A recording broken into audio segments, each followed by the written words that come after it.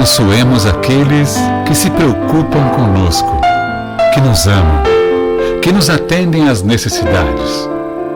Valorizemos o amigo que nos socorre, que se interessa por nós, que nos escreve, que nos telefona, para saber como estamos indo.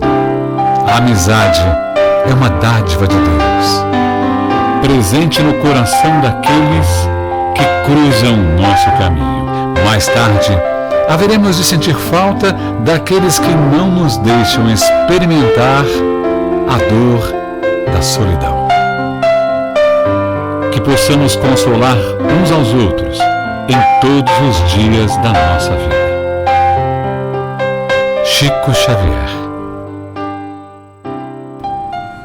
Olá, seja bem-vindo a mais um estudo reflexivo da obra O Consolador. Esse programa é proporcionado pelos voluntários do Centro Espírita de Caridade Luiz Monteiro de Barros. Faça parte dessa família espiritual. Você poderá ajudar o programa e principalmente a doutrina dos Espíritos, conforme orienta o benfeitor Emmanuel, através da divulgação. Olha aí, a equipe técnica gentilmente está colocando que você pode compartilhar no Facebook, no Instagram e no YouTube. No YouTube, por favor, dê seu boa noite, faça observações, faça perguntas, como outros web telespectadores já fizeram, para proporcionar esse diálogo fraterno. Estamos na bancada com os facilitadores, o José Nilson e Eurígenes Caetano, dando boa noite a eles e dando continuidade às perguntas. Boa noite. Boa noite, Alessandro. Boa noite, José Nilson. Então vamos dar sequência aí nos estudos do livro Consolador. Tá bom, que Deus abençoe todos vocês. Então nós paramos, nós ainda estamos em filosofia, então terminamos ciência. Quem nos está acompanhando, o livro tem 3 ênfases: a ciência, a filosofia e a religião. Nós já terminamos ciência, entramos em filosofia, estamos no item 2.2, que são perguntas relacionadas a experiências. Então paramos há 15 dias atrás na questão 133 e hoje 134. Como pode o ser humano agravar ou amenizar o determinismo de sua vida? Resposta de Emmanuel: a determinação divina na sagrada lei universal é sempre a do bem e da felicidade para todas as criaturas. No lar humano, não vedes um pai amoroso e ativo com um largo programa de trabalhos pela ventura dos filhos? E cada filho, cessado o esforço da educação na infância, na preparação para a vida, não deveria ser um colaborador fiel da generosa providência paterna pelo bem de toda a comunidade familiar? Entretanto, a maioria dos pais humanos deixa a terra sem ser compreendida, apesar de todo o esforço despendido na educação dos filhos. Nessa imagem, muito frágil, em comparação com a paternidade divina, temos um similar da situação. O espírito, de algum modo, já armazenou certos valores educativos, é convocado para esse ou aquele trabalho de responsabilidade junto de outros seres, em provação rude ou em busca de conhecimentos para aquisição da liberdade. Esse trabalho deve ser levado a efeito na linha reta do bem, de modo que esse filho seja o bom cooperador de seu Pai Supremo, que é Deus. O administrador de uma instituição, o chefe de uma oficina, o escritor de um livro, o mestre de uma escola tem a sua parcela de independência para colaborar na obra divina e devem retribuir a confiança espiritual que lhes foi deferida. Os que se educam e conquistam direitos naturais inerentes à personalidade deixam de obedecer de modo absoluto no determinismo da evolução, porquanto estarão aptos a cooperar no serviço das ordenações, podendo criar as circunstâncias para a marcha ascensional de seus subordinados ou irmãos de humanidade no mecanismo de responsabilidade da consciência esclarecida.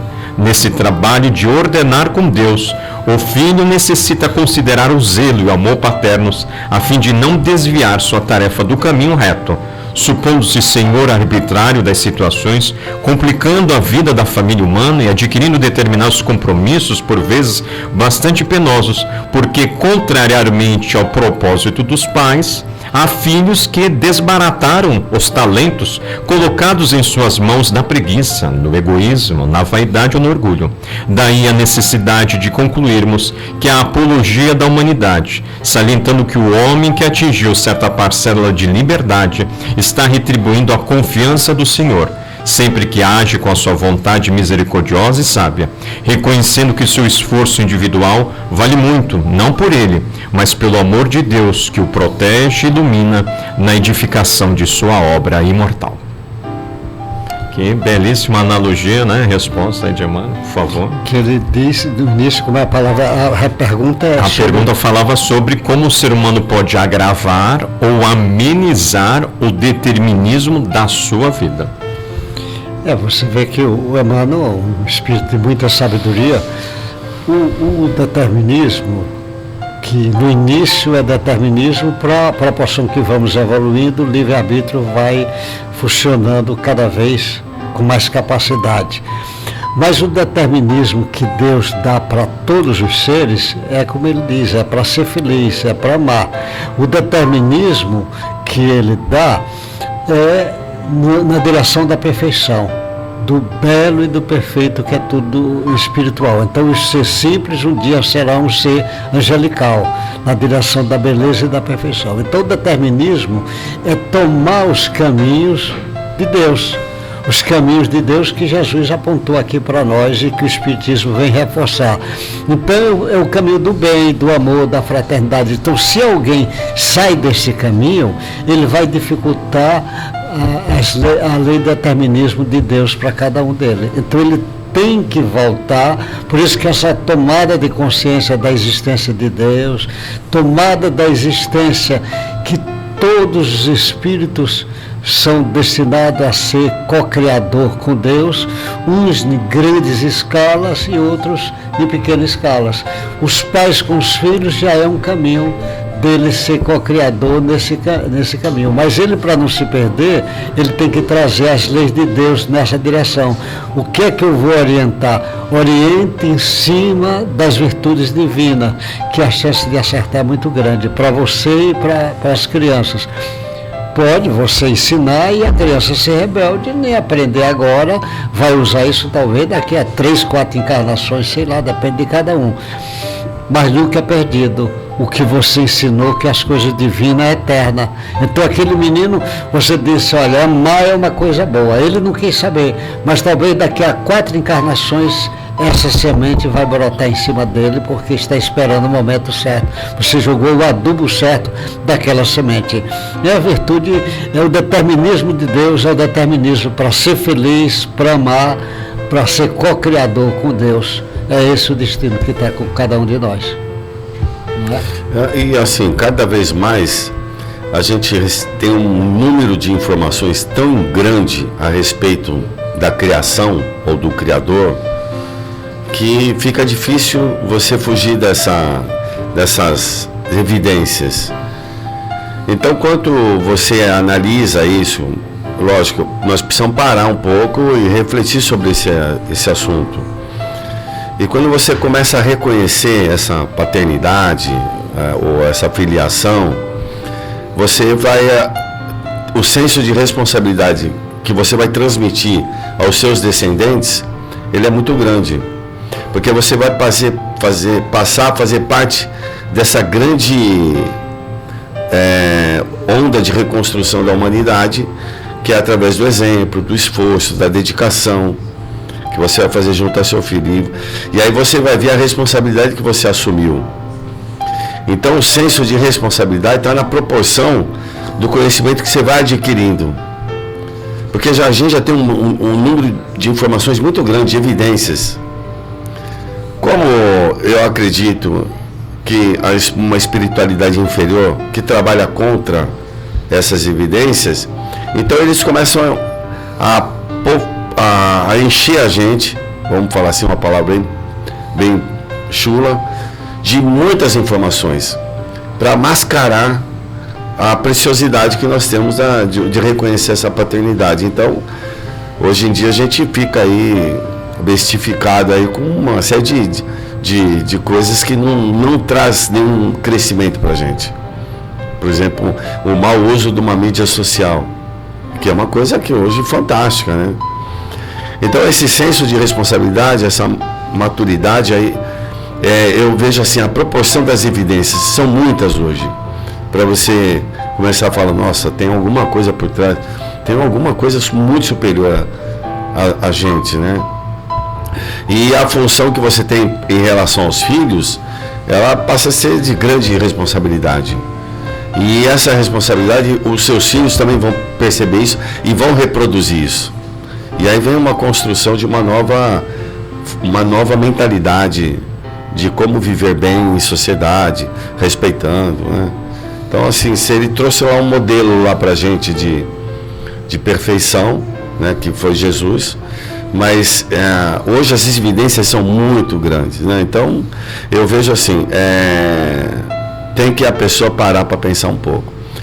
Parar para pensar é não entrar nas coisas muito do mundo, né? Tem que dar uma refletida, uma meditação, uma boa leitura, coisa que vai serenar a alma, né? Sim. E, então aí ele faz uma abordagem muito interessante. Sim. Sobre essa questão, né? Problema 135 diz o seguinte, ó, se o determinismo divino é o do bem, quem criou o mal? O determinismo divino se constitui de uma só lei, que é a do amor para a comunidade universal. Todavia, confiando em si mesmo mais do que em Deus, o homem transforma a sua fragilidade em foco de ações contrárias a essa mesma lei, efetuando desse modo uma intervenção indébita na harmonia divina. Eis o mal.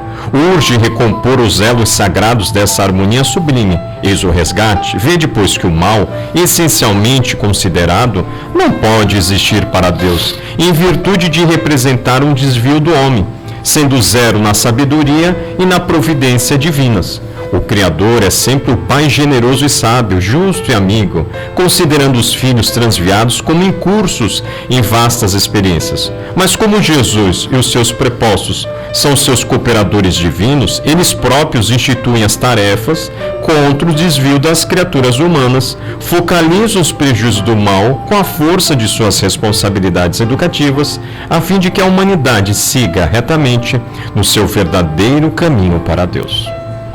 Também, de novo, Emmanuel bem ampliando o que o Caetano abordou, né? Quanto mais a gente confia no Pai, confia na vida, e assim a nossa confiança tem um limite em nós mesmos, né? Claro que é importante nós nos amarmos, mas não nos amarmos mais do que o Pai, né? E a vida, né? Então, Emmanuel, de maneira também muito didática, fala: o mal é um reflexo do homem orgulhoso, vaidoso. E é engraçado que, por exemplo, se você é criatura do Criador, tem a essência do bem aí contigo, aí fala, ó, é o desvio, você se desviou, então assim, você vai ter que voltar para a rota natural, né, do Criador, e aí vão criar mecanismos para você voltar, pode ser doenças, pode ser uma série de coisas, né, para chamar a tua atenção. Então, na realidade, não existe mal essas coisas. Na realidade, você se desviou e a preocupação é trazer você de volta para essa rota inicial, né? E então é muito interessante a visão que ele passa aí, porque deixa de ser aquela visão de dor, de sofrimento, ou então às vezes de pieguismo, de vitimismo, né? Que a gente acaba adotando.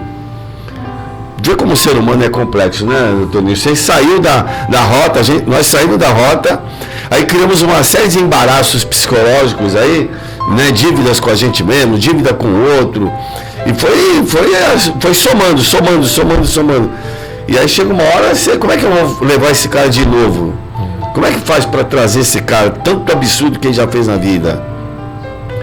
Não é interessante? Então, o universo conspira a teu favor, né, para você voltar para essa rota no caminho natural do Criador. Então, por isso que eu vejo assim, tem tanta evidência, as pessoas falam assim, eu falo, olha, hoje não dá para você falar mais isso, não dá, vai me desculpar, essa sua negação é um mecanismo de fuga, porque você não quer assumir as responsabilidades da vida, é um mecanismo, porque a gente já tem muitas evidências. Por isso que o método que o Allan Kardec desenvolveu, ele é muito importante em ser falado. Porque é um divisor de águas mesmo, assim. O cara foi, não é qualquer um que foi fazer isso. O cara tinha que ser muito bem tarimbado para poder demonstrar, dentro da ciência, como é que eu investigo uma coisa que não é material. Né? Então, assim, Então essa volta para o caminho são as nossas escolhas, né? E às vezes eu tenho que obedecer um determinismo divino aí, ó. Vai ter, filhão, agora vai ter que espiar essa situação. Você vê, porque como Deus fez cada princípio inteligente com material divino, cada um é como se fosse um pedacinho de Deus, sem ser Deus é um pedacinho, aquele pedacinho só existe o bem, o amor, a caridade, não tem o mal, não tem o erro. O erro são coisas que nós vamos criando com o correr do tempo. E aí, com o correr do tempo, nós vamos tomando atalhos. Aí toma um atalho, chega lá na frente e tem uma parede, não dá para você, é obrigado a voltar. E aí ele volta pela própria necessidade do sofrimento que vai causar nele. E ele volta, por isso que Jesus, naquela simbologia belíssima dele, a volta do filho pródigo. O filho tem que voltar lá para a casa do pai, ou seja, tem que voltar para a essência do bem, que é o que você tem. O que você tem, que Deus te deu, foi o bem.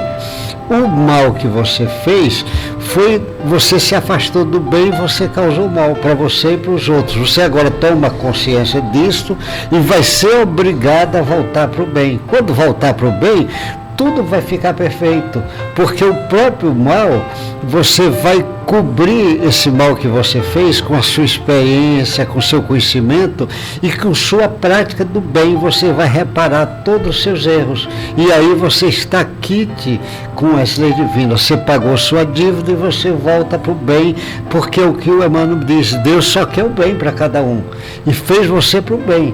Você, por teimosia, que está tomando caminho outros, mas vai ter que voltar. Então isso é uma lei.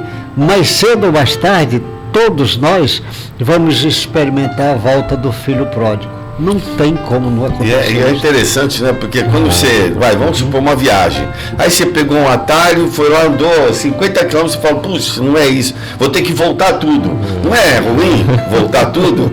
Caramba, por que eu não fiz o caminho certo? E às vezes por uma leviandade, às vezes você está distraído, não sei o quê. Eu vou contar aqui, mas eu fique aqui, viu? Uma vez fui visitar meu irmão, eu estava numa clínica lá em Ribeirão Pires, por ali, e você tem que subir a serra, né? Eu estava com a minha irmã, conversando. Você acredita que eu subi a serra 3 vezes? Eu errei o carro. Eu subi a primeira vez. Quando eu vi, eu entrei, aí eu descia. Porque caminho para o litoral. E aí eu distraidamente entrava. Aí depois, eu falei, Lívia, não é possível, eu errei. Aí vamos prestar atenção. Na segunda vez, aí começa a conversar, não sei o que, pum, errei de novo. Eu falei, não é possível eu errar 2 vezes o mesmo caminho. Aí na terceira vez eu falei, não, agora a gente não pode errar. E o caminho sinalizado. Sinalizado, tudo certo. Tá tudo certo. Mas na nossa vida espiritual também é sinalizado o anjo da guarda, né? Apontando o caminho, Cristo. A gente sabe de tudo. A gente recebe sinais, informações, né? Mas a gente ainda, pela nossa ou leviandade ou imaturidade, acaba errando, né? O trajeto. Então, aí tem que voltar tudo de novo. Eu tenho um problema de aeroespacial assim muito grande. Eu falo assim, às vezes eu ia para casa, eu estava ali perto. Mas se eu me desse uma volta em torno de... Aí eu já me perdia. É um problema de aeroespacial. Pergunta 136. Existem seres agindo na Terra sob determinação absoluta? Resposta.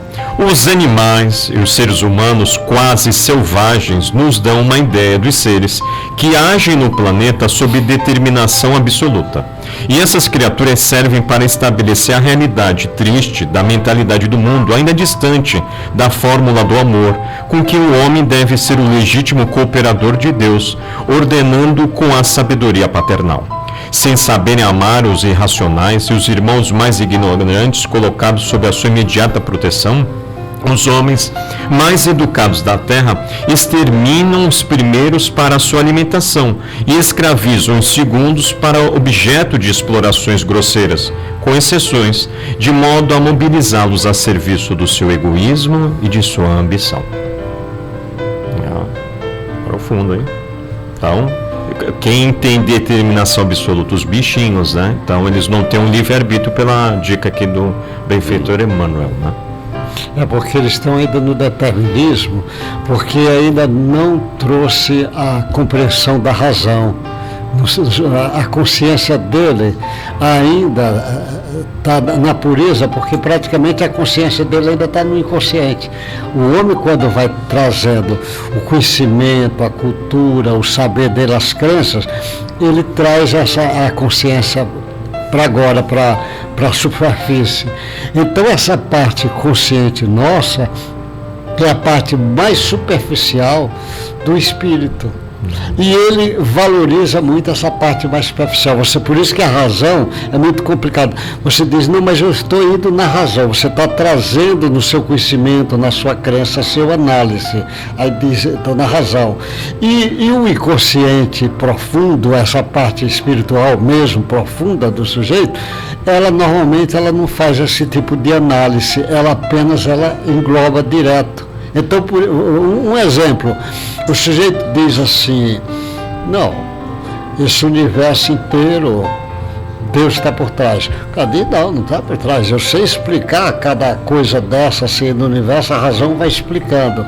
Então, na razão dele, ele diz, eu vou raciocinando, não entra a vertente de Deus aqui.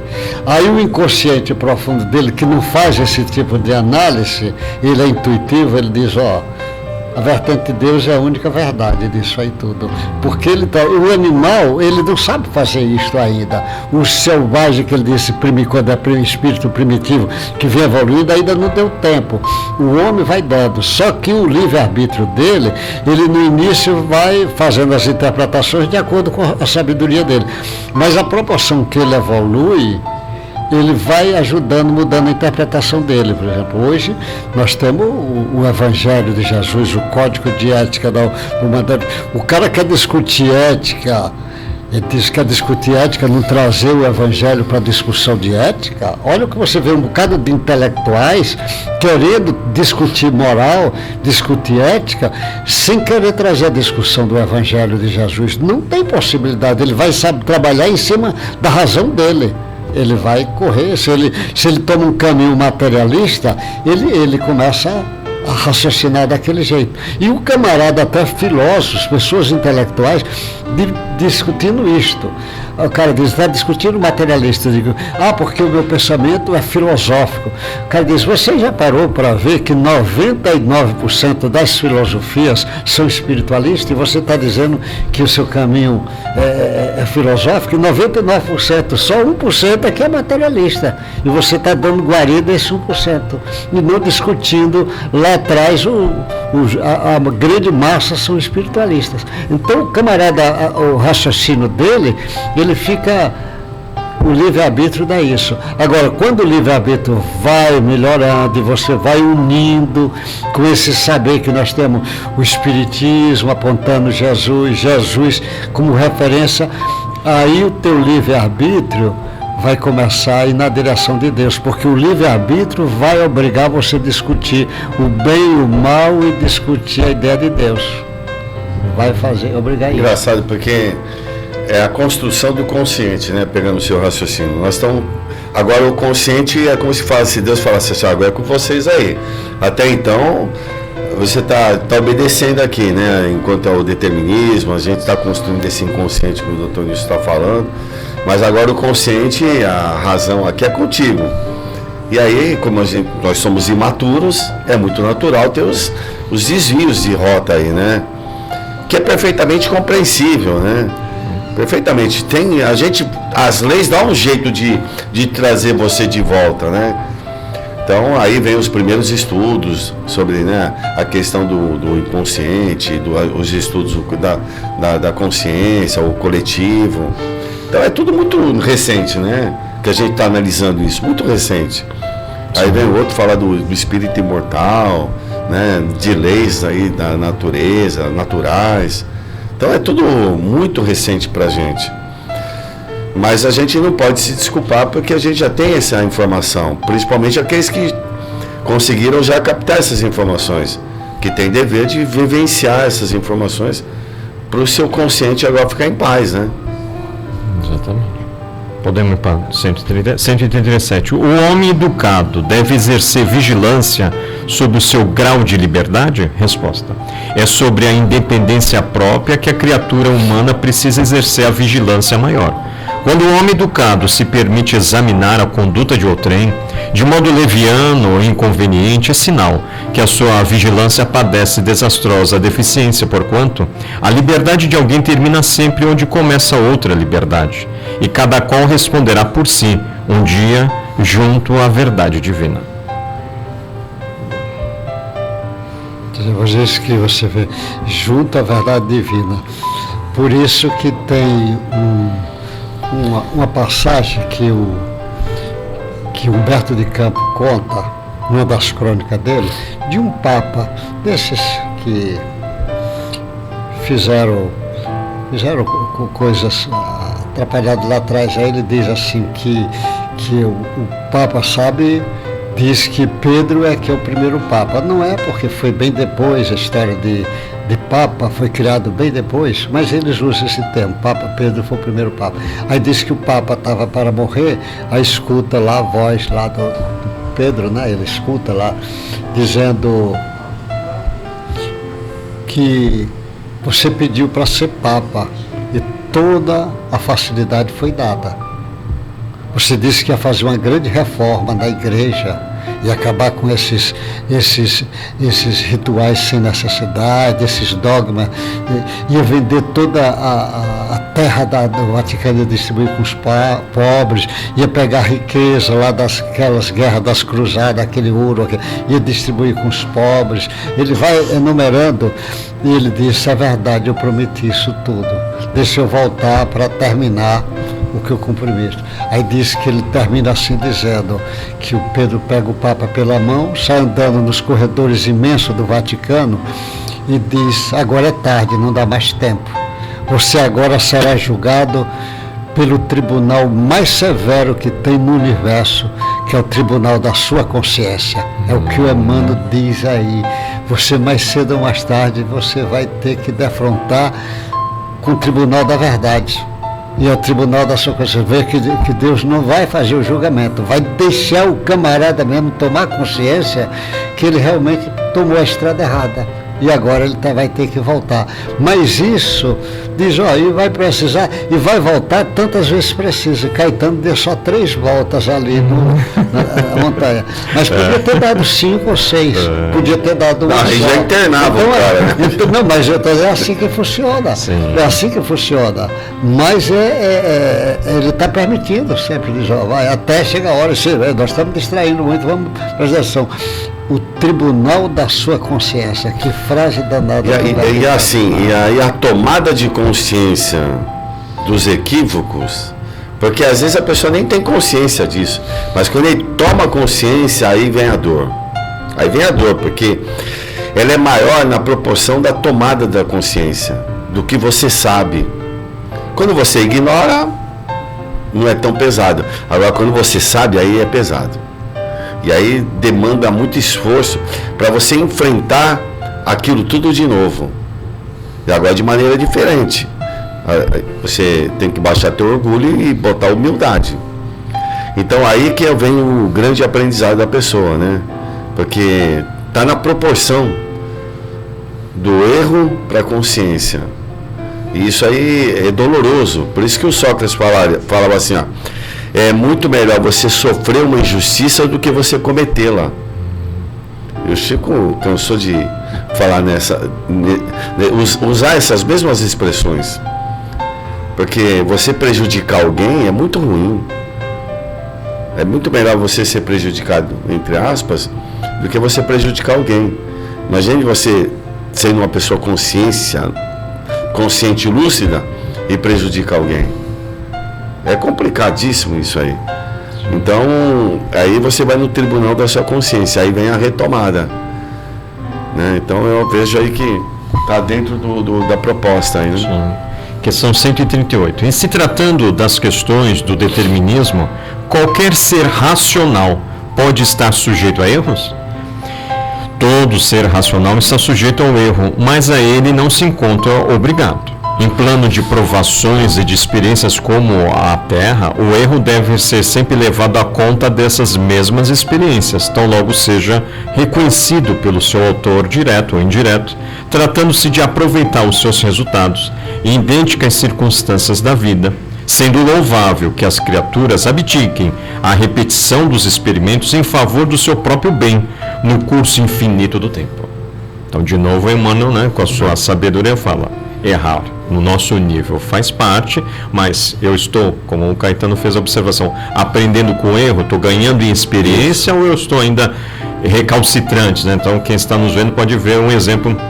A sociedade ainda nossa é um glamour a bebida alcoólica, é uma droga lícita, mas a ciência está alertando há um bom tempo que o álcool faz bem para limpeza da pele, higienização, não para, né, o sistema, interior do organismo. Mas olha só quanta teimosia por parte aí, né, da ambição do ser humano, da produção da indústria. Então, no nosso nível, a gente precisava estar passando, às vezes, né, quem está nos vendo, por uma situação delicada no fígado, né, ou órgãos correlacionados, né? Então, fica aqui uma advertência para todos nós. Estamos crescendo diante dos erros ou, infelizmente, sendo muito teimosos? E interessante porque você vai crescendo diante dos erros, aí o camarada diz: mas o sujeito pode ser demagogo e dizer: realmente eu errei, eu estou arrependido, não vou errar mais. Só que no mundo espiritual é muito engraçado isso. O André Luiz descreve num dos seus livros que lá na casa transitória eles cercaram, porque ia ter uma invasão, e eles iam, e a cerca, inclusive ele diz, a cerca não era paredes como nós fazemos aqui, era horizontal, porque eles iam dar corrente elétrica, normalmente precisa ser horizontal nesse caminho. Aí ele diz assim: e muitos espíritos vão chegar, os que já estão arrependidos, que estão realmente começando a mudança dele, nós vamos permitir que entrem. Os que não estiverem, não vai. O André, ainda sem experiência, diz: mas como é que eu vou saber assim num espaço tão pequeno? O orientador dele diz: aqueles que estão realmente se transformando, fazendo reflexões e querendo mudar, ele vai apresentar uma aura ali luminosa na frente, diante dele, sobre ele, e nós vamos saber que aqueles estão. O outro que estiver falando da boca para fora não vai apresentar essa aura. Quer dizer, você veja, é a verdade, e é verdade mesmo, porque não adianta ele vir de verdade de boca para fora. Então, como o Emmanuel diz, ele tem o livre-arbítrio, mas ele tem direito a errar e começar a mudar. Mas tem aqueles que querem enganar o outro lado, diz: não, eu mudei, eu não penso assim. Ele diz: ele está mentindo, porque os espíritos conhecem a verdade que o sujeito está. Se ele está mudando, ele já deixa reflexo no corpo. Então, as leis divinas é muito perfeita. Ele realmente está mudando. Traz ele, ele não está mudando, da boca para fora. Até isso eles conhecem. Fantástico. É interessante isso, Sim, porque não tem como você mascarar, né? No mundo espiritual não tem. Aqui dá para mascarar, a gente engana o outro, mas lá não tem jeito. Então a verdade prevalece. Se você quer camuflar, enganar a verdade, você vai dançar, porque não tem como. Podemos 139, então 139 diz: se na luta da vida terrestre existem circunstâncias por toda parte, qual será a melhor de todas, digna de ser seguida? Resposta: em todas as situações da existência, a mente do homem defronta as circunstâncias do determinismo divino e do determinismo humano. A circunstância a ser seguida, portanto, deve ser sempre a do primeiro, a fim de que o segundo seja iluminado, destacando-se essa mesma circunstância pelo seu caráter de benefício geral, muitas vezes com sacrifício da satisfação egoística da personalidade. Em virtude dessa característica, o homem está sempre habilitado em seu íntimo a escolher o bem definitivo de todos e o contentamento transitório do seu eu, fortalecendo a fraternidade à luz ou agravando o seu próprio egoísmo. Olha que bela também resposta profunda de Emmanuel, né? Então, diante das situações, tem dois determinismos. O pai, como falou o Sr. José Nilson, sempre nos convidando a direção do bem, as leis divinas, a lei do progresso, ou o meu determinismo, uma consequência do meu passado no meu presente. Mas será que eu estou fazendo acolhendo, me fortalecendo, né, na fraternidade e comunidade aqui, ó, eu estou me fortalecendo na fraternidade e na luz, ou agravando com o meu próprio egoísmo? Então, Emmanuel foi bem didático, falando a todo instante a gente pode separar o determinismo divino das nossas, né, escolhas egóicas. E aí a gente assiste, e muitas vezes, às vezes, congressos inteiros, de país inteiro, fazendo leis em cima do determinismo humano. Leis para legalizar a pena de morte. Não bate com o determinismo divino, mas determinismo humano. Chega um dia que ele vai refletir. Leis para legalizar o aborto. Leis para legalizar a eutanásia, o suicídio assistido. Lei para legalizar o uso das drogas. Lei para... Você veja, o determinismo humano, ele prevalecendo, enquanto ele não para ver o determinismo divino, que está, exemplo, legalizar drogas, usa até o termo descriminalizar para mudar, é a mesma coisa. Espíritos superiores não têm vício, então como é que você vai legalizar coisas que cria vício? Você está equivocado, mas os camaradas discutem, gente preparadíssima e gente até boa, são pessoas, não são pessoas ruins, mas na ótica dele ele está com a verdade. Tem pessoas que defendem o aborto e realmente é uma pessoa boa, ele defende o que ele acha que aquilo é melhor, só que ele está botando o determinismo humano prevalecendo em cima do determinismo divino. Deus não destrói ninguém, ele que está o tempo todo querendo. Como é que você quer matar? Não vai bater. Então, hoje a quantidade de informações que a gente tem, de conhecimento, são evidências que a gente não deve usar esse determinismo humano, porque a gente já está conhecendo muito sobre o ser humano. Então eu já sei como conduzir o ser humano. Eu sei que, olha, ali para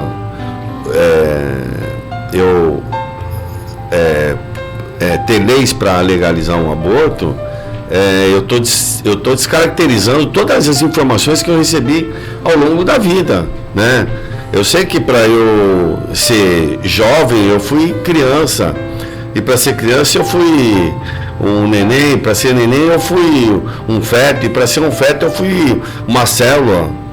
Então, se eu romper essa ligação aqui de célula, eu não vou ter nem a criança, nem o neném, nem a criança, nem o jovem, nem o velho, não. Então a gente já tem informações suficientes, mas está querendo prevalecer o quê? O determinismo humano, o que nós queremos, a nossa vontade. Mas Deus está mandando uma série de informantes em todas as áreas aí, para nos aproximar mais das informações divinas, né? Do determinismo divino. Então, assim, a preocupação divina em trazer a gente de volta para o caminho, para a estrada divina, porque a gente tem muitas evidêncies. Então, quando a gente quer descaracterizar isso, não quer enxergar isso, é porque está prevalecendo o nosso orgulho, está prevalecendo o eu, né, em detrimento do coletivo. Eu não estou pensando no coletivo, eu estou pensando nas minhas ideias. E aí, como eu tenho uma influência boa, eu consigo contaminar pessoas que também são frágeis e acabo levando essas pessoas também junto comigo. Então aí a questão da responsabilidade se torna muito maior. Imagine eu desviar uma multidão de pessoas. É complicado, né? Então por isso que o Espiritismo, ele tem uma função muito séria na nossa vida, muito séria, porque você está recebendo muita informação. Então o espírita que pensar em cometer um aborto, ele está totalmente equivocado. Ele não está sabendo utilizar as informações que ele está deixando prevalecer as paixões dele. Então é muito complicado isso, né? Porque não tem nada a ver com religião, com crença, nada disso. São informações, são evidências fortes, né? Toda a embriologia, os livros que todos os médicos do mundo estudam, eles falam sobre a vida a partir daquele instante do ovo. Ué, se uma ciência materialista fala que há vida ali, como é que eu vou interromper a vida ali? Sim. Não é verdade? Não tem nada a ver com religião isso. É ciência pura. né? É o Guiton lá, todo mundo estudou esse livro aí. Então como é que eu vou abordar esse conhecimento? Não é verdade? Sim.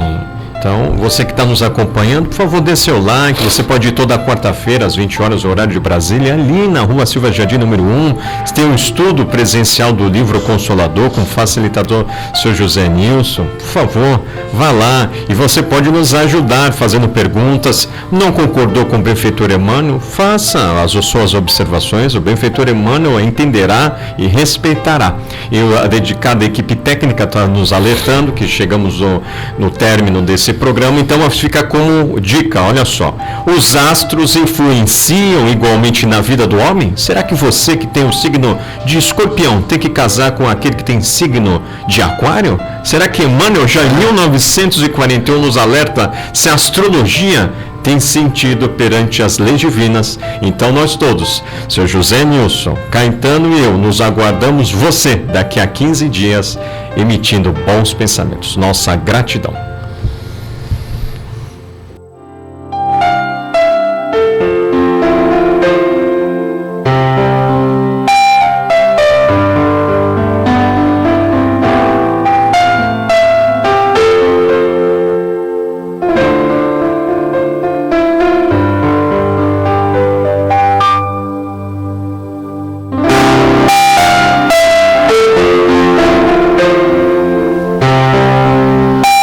Abençoemos aqueles que se preocupam conosco, que nos amam, que nos atendem às necessidades. Valorizemos o amigo que nos socorre, que se interessa por nós, que nos escreve, que nos telefona, para saber como estamos indo. A amizade é uma dádiva de Deus, presente no coração daqueles que cruzam o nosso caminho. Mais tarde, haveremos de sentir falta daqueles que não nos deixam experimentar a dor da solidão. Que possamos consolar uns aos outros em todos os dias da nossa vida.